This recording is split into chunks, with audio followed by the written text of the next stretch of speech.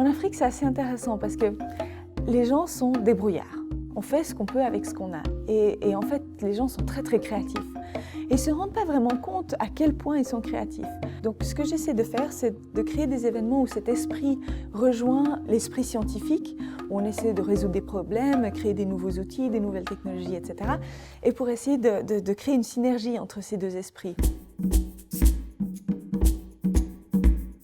Je m'appelle Carolina, j'ai fini l'EPFL en l'an 2000 en physique. J'ai eu une place de thèse à l'université de Cambridge en Angleterre en astrophysique. Mais avant ça, j'ai fait deux petites choses un peu différentes. J'ai d'abord travaillé un peu à l'UNESCO à Paris.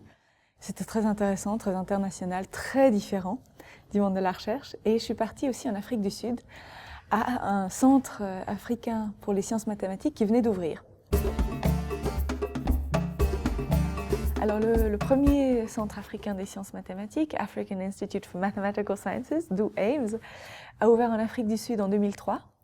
Nos étudiants proviennent de 35 pays. C'est un centre qui en fait recrute des mathématiciens du continent africain entier, avec des professeurs qui viennent des meilleures universités du monde, qui passent 7 jours sur 7, 24 heures sur 24 avec les étudiants. Donc les étudiants ont vraiment une expérience d'apprentissage qui va au-delà du cours. Et quand ils ressortent, ils savent programmer, ils savent résoudre des problèmes, ils ont une connaissance scientifique qui est beaucoup plus large que celle qu'ils avaient en arrivant, et en fait ils sont compétitifs au niveau mondial.